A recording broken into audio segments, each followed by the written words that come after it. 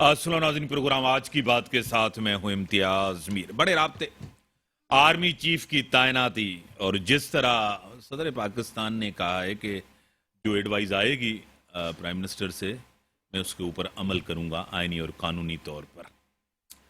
काफ़ी चीज़ें खान साहब ने आज फिर कही हैं कि नवाज शरीफ वो आर्मी चीफ लाना चाहते हैं जो मुझे नाअहल करे, और कुछ आर्मी एक्ट में तरमीम की भी उन्होंने बातें की हैं, आपके सामने है। मुल्क के अंदर मैशियत, सियासत, इनका एक चोली दामन का साथ होता है। मुल्क के अंदर जिस तरह लॉन्ग मार्च शुरू हुआ, अब लॉन्ग मार्च हमने ज़िंदगी में देखा है कि डायरेक्ट इस्लामाबाद की तरफ जाता है, ये लॉन्ग मार्च अभी तक नहीं पहुंचा। और कुछ ही दिनों में, जिस तरह खान साहब ने कहा है कि डॉक्टर्स ने मुझे कहा है कुछ दिन आराम करें, और सदर मुमलकत की आर्मी चीफ से मुलाकात, उन्होंने कहा हाँ ये मुलाकात हुई थी, लेकिन उसका जो एजेंडा था वो था जल्द और free and fair election. Khan साहब ये चाह रहे हैं कि फ्री एंड फेयर इलेक्शन हो और जल्दी इलेक्शन हो। दूसरी तरफ गवर्नमेंट, इससे पहले लॉन्ग मार्च हुआ, अब लॉन्ग मार्च हुआ, जिस तरह एसेसिनेशन अटेम्प्ट हुई खान साहब के ऊपर, उसके बाद लॉन्ग मार्च में वो दम नहीं रहा, वो अब प्रेशर नहीं रहा। काफ़ी लोग कह रहे हैं कि बैकडोर राब्ते हो रहे हैं कि कोई फैज सेमिंग दी जाए और कुछ दोनों तरफ से जो है ना एक टेंशन कम हो मुल्क के अंदर। सदर पाकिस्तान ने भी यही कहा कि मैं खान साहब के पीटीआई के ताल्लुकात बेहतर करना चाहता हूँ इस्टब्लिशमेंट के साथ, और ये मैं कोशिश कर रहा हूँ कि मुल्क के अंदर जमहूरियत डीरेल नहीं हो। मुझे ज्वाइन किया है मोहतरम जनाब मखदूम मोहसिन साहब, रहनुमाए तहरीक इंसाफ। सर आपको वेलकम करता हूँ अपने शो। मेरे साथ डॉक्टर फौजिया हमीद साहबा एमएनए रह चुकी हैं, पीएसपी की मरकजी रहनुमाए, मैं आपको भी वेलकम कहता हूँ अपने शो। मखदूम साहब, आपको खुद पता है कि लॉन्ग मार्च डायरेक्ट होता है और इस्लामाबाद की तरफ जाता है।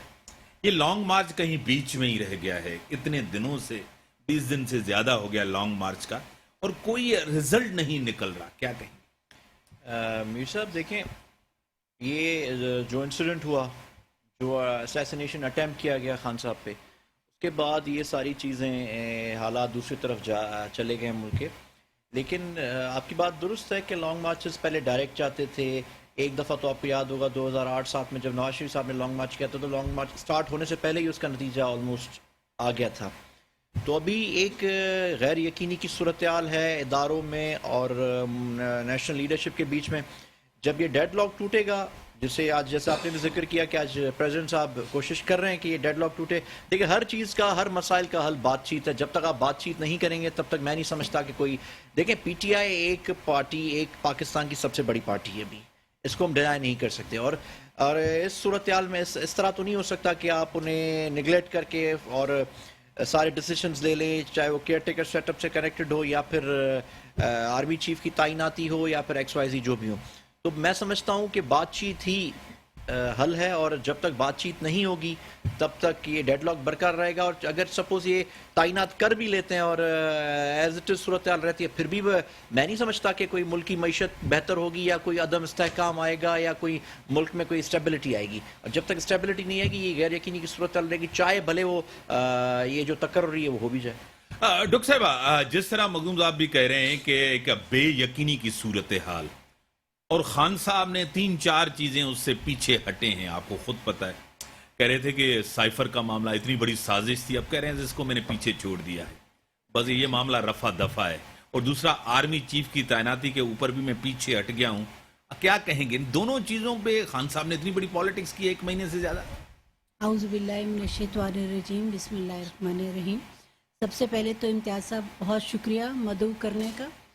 दूसरी ये बात है कि मैंने 12 दफ़ा, बल्कि आपके प्रोग्राम में भी इतनी बार ये बात कह चुकी हूँ कि खान साहब जो हैं वो मैडम, मुझे ज्वाइन किया है, आप बात करता हूँ, मेरा शाहिदा रहमानी साहिबा पाकिस्तान पीपल्स पार्टी के MNA हैं, प्रेसिडेंट वोमेन कराची हैं। मैं आपको वेलकम करता हूँ अपने शो में। बहुत शुक्रिया इम्तियाज। हाँ, टेलीफोन लाइन पे रहें 2 मिनट। हाँ डॉक्टर साहब, आपके। तो मैं ये कह रही हूँ कि इमरान खान साहब जो हैं वो पता नहीं हादसाती तौर पे एक लीडर बन गए हैं, लेकिन उनकी बातों को इतना जो है सीरियस लेने की ज़रूरत नहीं होती। जिस तरह से डे 1 से उन्होंने यू टर्न्स लिए हैं, तो वो बस बेध्यानी में एक बात कह देते हैं और उसके बाद उसी बात को जो है वो रिवर्स कर देते हैं। मैं ये समझती हूँ کہ ٹھیک ہے ان کے اوپر ایک اٹیک ہوا کروایا گیا یا جو بھی ہے، میں اس کی گہرائی میں نہیں جانے جاتی ہوں، اللہ میں ان کو صحت دے، لیکن خان صاحب تھوڑے سے اب میچور ہو جائیں. ملک جو ہے جس طرح کے ملک کے حالات ہیں، جس طرح کی ملک کی اکنامک سچویشن ہے، ہم افورڈ نہیں کر سکتے یہ چیزیں. اور جو بھی بات ہے، بلکہ میرے بھائی نے بڑی میچور بات کی ہے کہ آپ جو بھی بات ہے وہ آپ ڈسکشن سے کریں، ڈائیلاگ کے تھرو آپ جو ہے مسائل کا حل ڈھونڈیں. اور ہم سیاسی لوگ ہیں، ہمیں بجائے یہ کہ ایجیٹیشن کی سیاست کریں، ہمیں تھرو ڈائیلاگس ہر مسئلے کو حل کرنا چاہیے. ٹھیک ہے شہزاد صاحب، آپ کو خود پتا ہے کہ خان صاحب نے یو ٹرن لیا ہے کہ میں آرمی چیف کی تعیناتی سے پیچھے ہٹ گیا ہوں. ایک تو یہ بات، دوسرا سائفر کا معاملہ اب ختم ہو گیا، اس کو پیچھے چھوڑ دیا، بس یہ سازش بازی ختم ہو گئی. کیا کہیں گی؟ بہت شکریہ امتیاز. دیکھیں، سب سے پہلی بات تو یہ کہ آپ اس کو یوٹرن کہتے ہیں، میں اس کو کہوں گی کہ جھوٹ لفظ، یعنی عوام کو گمراہ کرنا. پہلے آپ کو جب یہ ووٹ آف نو کانفیڈنس آیا اور آپ کو یہ یقین ہو گیا کہ آپ کے تمام اتحادی آپ کا ساتھ چھوڑ چکے ہیں، تو انہوں نے الزامات لگانا شروع کیا کہ ان کے ممبرز کو خریدا جا رہا ہے، خرید فروخت ہو رہی ہے. اچھا، اور اس کے بعد پارلیمنٹ لاجز پہ حملے کرائے گئے، حالانکہ ہم نے کوئی ایک ممبر ان کا نہیں خریدا. ان کی پالیسیز سے نالا ہو کر ان کے اپنے ممبر چھوڑ کے خود پارلیمنٹ میں آ کے بیٹھے ہیں. ہم نے ان کا ایک ووٹ نہیں دیا. اس کے بعد جب انہوں نے یہ دیکھا کہ کسی طرح بھی ہم اکثریت حاصل نہیں کر سکیں گے، تو انہوں نے آئین توڑا. اور آپ نے دیکھا کہ کس طریقے سے آئین کو سیبوتاژ کرتے ہوئے ایک رولنگ کے ذریعے جو ہے اس ووٹ آف نو کانفیڈنس کو جو ہے ختم کرتے ہوئے اسمبلی کو تحلیل کیا. جب کورٹ سے وہ چیز بھی جو بالکل اوپن تھی، تو اس کے بعد جو ہے کورٹ نے اس کے حق میں فیصلہ کیا کہ جی اسمبلی کو جو توڑا گیا اور جو استعمال کیا گیا ہے یہ رولنگ، وہ غیر آئینی، غیر قانونی تھی. حالانکہ ابھی تک اس پہ کوئی کارروائی نہیں ہوئی. حالانکہ کورٹ کو اس پہ ایکشن لینا چاہیے تھا کہ جب اتنا بڑی آئین شکنی ہوئی ہے. انہوں نے پارلیمنٹ میں رہ کے کی، اور یہ جو کہتے تھے آخری بال تک کھیلنے، پھر انہوں نے ایک اور ڈرامہ کیا کہ وہ جی ایک بند لفافے کو لے کے یہ پہنچے، عوام کو گمراہ کیا کہ جی یہ سائفر ہے اور ملک کے خلاف سازش ہے. انہوں نے کہا جی عوام جو ہے امریکہ کے خلاف بیانیے پہ اور نکلے گی. اور آپ نے دیکھا کہ کس طرح کبھی مذہبی ٹچ اور دینی ٹچ، اسلامی ٹچ اور اس طرح کے ٹچ دے دے کے جو ہے عوام کے جذبات سے کھیلا گیا، عوام کو گمراہ کیا گیا، عوام سے ہمیشہ غلط بیانی سے کام لیا گیا. اور پھر وہ سائفر جو ہے آپ نے خود دیکھا کہ آج نہ وہ سائفر رہا، نہ وہ کہانی بھی جھوٹی ثابت ہوئی. اور چونکہ وہ جو انگلی پکڑ کے، جو امپائر کی انگلی پکڑ کے اقتدار میں آئے تھے، جن کو پہلے ہی دن چیئرمین بلاول بھٹو زرداری صاحب نے کہا تھا کہ جی یہ سلیکٹڈ حکومت ہے، تو وقت نے ثابت کیا. اب جو ہے یہ بلبلا رہے ہیں، ہر چیز سے جو ہے جو بات کہتے ہیں اس سے مکر جاتے ہیں اور پھر کہتے ہیں یو ٹرن. تو میں سمجھتی یو ٹرن جو ہے یہ غلط ہے، کیونکہ یہ چیز یہ مکمل طور پہ اس شخص کو جو سرٹیفائڈ جو ہے صادق امین قرار دیا گیا تھا، لیکن اس کا جھوٹ، اس کی غلط بیانی، اس کی امانت میں خیانت، وہ ساری چیزیں سرٹیفائڈ ہوتی جا رہی ہیں. صحیح. ٹیلی فون لائن پر مطلب جس طرح ایم این اے صاحبہ کہہ رہی ہیں کہ غلط بیانی کی ہے، وہ ایکسپوز ہوئے ہیں عوام کے سامنے، اور اس معاملے کو اتنا انہوں نے اچھالا، فارن کانفرنس کانسپائریسی ہوئی گورنمنٹ کو ٹاپل کرنے میں. کیا کہیں؟ دیکھیں میڈم میرے لیے قابل عزت ہے، انہوں نے کہا کہ انگلی پکڑ کر ان کو اقتدار ملا ہے. دیکھیں پاکستان کی پالیٹکس کی ایک ہسٹری رہی ہے. اگر آپ ہسٹری میں چلے جائیں تو آپ ماضی میں چلے جائیں، اگر آپ نواز لیگ کا بہت ساری پارٹیز پہ اگر ہم بات کرتے ہیں تو کبھی ان کی پالیسیز پرو اسٹیبلشمنٹ رہی ہیں، کبھی ان کی پالیسیز اینٹی اسٹیبلشمنٹ رہی ہیں. نواز لیگ اگر سال پہلے ان کا بیان ہے اینٹی اسٹیبلشمنٹ تھا، لیکن اگر آپ ماضی میں چلے جائیں تو جنرل جیلانی ان کو انگلی سے پکڑ کر سیاست میں لائے تھے. جنرل ضیاء کے سیاسی بیٹے ان کو پیپلز پارٹی قیادت ان کو کہتی تھی کہ نواز شریف صاحب جنرل جیلانی کے سیاسی بیٹے ہیں، اور پھر آج اسی پیپلز پارٹی کا چیئرمین جنرل ضیاء الحق کے چھوٹے سیاسی بیٹے کے کابینہ میں فارن منسٹر ہیں. Come to the point. Second, اگر پیپلز پارٹی پہ اگر نظر ثانی کریں تو جو ان کی قربانیاں ہیں، نو ڈاؤٹ بینظیر صاحب کی قربانیاں ہیں، بھٹو صاحب کی قربانیاں ہیں، لیکن 70 سے پہلے بھٹو صاحب کو بھی لانے میں ایوب خان کا ایک رول تھا. تو پالیٹکس میں کبھی اپنے اداروں کے ساتھ ہم خیالی ہوتی ہے، کبھی اداروں کے ساتھ ٹکراؤ ہوتا ہے، تو یہ ایک معمول ہے. جیسے پچھلے 4 سال تک عمران خان صاحب کا اداروں کے ساتھ، اگر آپ ان کے میں ایک ٹی وی پروگرام میں بیٹھا ہوا تھا تو مجھے دکھا رہے تھے خان صاحب کا ایک کلپ کہ وہ کہہ رہے تھے کہ آرمی چیف کے فیور میں اسٹیٹمنٹ دے رہے تھے. ٹھیک ہے، پالیٹکس میں کوئی بھی ایک چیز حتمی نہیں ہوتی. کبھی آپ کسی چیز پہ اتفاق ہوتا ہے، کبھی کسی چیز پہ اختلاف ہوتا ہے، لیکن ہم اس بات کر رہے ہیں کہ ڈائیلاگ ہونا چاہیے، بات چیت ہونی چاہیے، اور تنقید برائے تنقید نہیں ہونی چاہیے، تنقید برائے اصلاح ہونی چاہیے. آپ حل بتائیں کہ ہم پولیٹیشنز جو ہیں، ہم لوگوں کو حل کی طرف جانا چاہیے. ہم بتائیں کہ یہ پرابلمز، ہم ماضی کا وہ لے کے بیٹھے ہوئے ہیں، اگر اس طرح پھر ہم بھی 1000 اسکینڈلز میں بھی نکال سکتا ہوں، 1000 اسکینڈلز میڈم بھی نکال سکتی ہیں. تو ہمیں ایک ابھی ملک ہمارا خراب صورتحال میں، معیشت ہماری ڈیڈ لائن کی طرف جا رہی ہے، ہمارے ڈپلومیٹک پالیسی، ہماری فارن پالیسی ہماری کس طرف جا رہی ہے. آپ دیکھ لیں ملک سے کرپشن، پاکستان کا سب سے بڑا مسئلہ کرپشن ہے. اب آج 2 منٹ اگر کھل کے بات کرتے ہیں، ایک گھڑی پہ بات ہو رہی ہے بار بار. 28 کروڑ کا اسکینڈل تھا.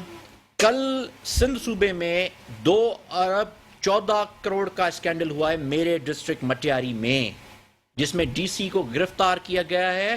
اس نے ایک بازریہ کیش پیسے نکالے ہیں، اس پہ ڈی سی پہ ایکشن. انہی کی government, anti corruption Sindh government کے ماتحت آتا ہے. چیف منسٹر سندھ نے ایکشن لیا ہے اس پہ. تو اس طرح کے اسکینڈلز بہت سارے وہاں پہ. تو ہمیں اس طریقے کی گفتگو سے ہمیں گریز کرنا چاہیے. ہمیں پوائنٹ پہ آنا چاہیے کہ ہم اب کیا کریں، ملک کو کیسے نکالیں. اب دیکھیں فار ایگزامپل، اگر آرمی چیف کی تعیناتی ہو بھی جاتی ہے عمران خان صاحب کے کنسلٹیشن کے علاوہ، پھر کیا ملک میں پھر بھی انتشار کم ہوگا؟ کیا ملک میں غیر یقینی کی صورتحال کم ہوگی؟ نہیں کم ہوگی. ٹھیک ہے ڈاکٹر صاحب، کیوں متنازع بنایا جا رہا ہے، کانٹروورشل بنایا جا رہا ہے آرمی چیف کی تعیناتی کے؟ 5 جنرلز ہوتے ہیں، وہ سب جو آپ کو پتا ایک پروفیشنلز ہوتے ہیں، ایک کمیٹڈ ہوتے ہیں، ایک پروسیس سے آتے ہیں، ہر چیز کرتے ہیں. یہ شروعات ہوئی ہے عمران خان صاحب سے. انہوں نے کہا ہے کہ اس کے ساتھ مشاورت کیوں کی جا رہی ہے، فلاں کے ساتھ مشاورت کیوں کی جائے. کیا کہیں گے؟ بس جو چیز ان کے مزاج کے مطابق ہوتی ہے تو وہ بہت اچھی بات ہے. جو ان کے مزاج پہ گراں گزرتی ہے تو وہ غلط ہو جاتی ہے. بات صرف یہ ہے کہ ایک ادارہ ہے اور اس ادارے کا چیف جو ہے وہ اناؤنس ہونا ہے. وہ ایک سسٹم کے تحت آتا ہے اور ایک سسٹم کے تحت وہ چلا جاتا ہے. ہمیں اس کو کنٹروورشل بنانے کی ضرورت نہیں ہے. اگر ہم اس ادارے کی بات کریں تو یہ وہی ادارہ ہے، جب آپ سو رہے ہوتے ہیں تو یہ سرحدوں پہ آپ کی حفاظت کر رہا ہوتا ہے. یہ وہ ادارہ ہے کہ جب آپ کے سیلاب آ جاتا ہے تو پھر یہ اس کے جوان آتے ہیں تو لوگوں کو گھروں سے بچاتے ہیں، مسائل سے بچاتے ہیں. یہ وہ ادارہ ہے جب ارتھ کوئک آتی ہے تو یہ لوگوں کے زخموں پہ مرہم رکھتے ہیں.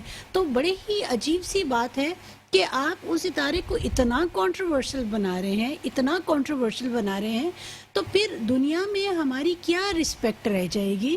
میں یہ سمجھتی ہوں کہ سیاستدان کو اپنے کام کرنے چاہیے، تمام سیاسی پارٹیوں کو اپنے کام کرنے چاہیے. وہ یہ بتائیں کہ ملک کو مسائل سے نکالنے کا فارمولا کیا ہے ان کے پاس. ہم صرف یہ کام کر رہے ہیں. آج کل جو پالیٹکس ہو رہی ہے وہ صرف اور صرف کرٹیسزم کی ہو رہی ہے، بلیم گیم کی ہو رہی ہے اور پولیٹیکل پوائنٹ سکورنگ ہم کر رہے ہیں. کوئی بھی ایسا اس وقت شخص نہیں ہے جو آپ کو کوئی ایک فارمولا بتائے گا کہ آپ کے ملک کے یہ مسائل ہیں 1 2 3 کر کے اور ان کے یہ حل ہیں. وہ صرف آپ کو یہ بتائے گا کہ یہ فلاں پولیٹیکل پارٹی بہت کرپٹ ہے، وہ کرپٹ ہے. یہ تو بھئی آپ خود کیا کر رہے ہیں؟ صحیح. بریک کا ٹائم ہو گیا ہے. شاہدہ صاحب آپ ضرور رہیں ٹیلی فون لائن پہ، کیونکہ آپ کا پوائنٹ آف ویو آنا بہت ہی ضروری ہے. مخدوم صاحب نے 3-4 چیزیں تاریخی طور پہ کہ ہر کوئی جو ہے نا ایک نرسری سے آیا ہے، اسٹیبلشمنٹ کی سے، اس کو آپ ضرور جواب دیجیے گا. بریک کا ٹائم ہوگا، بریک کے بعد آتے ہیں.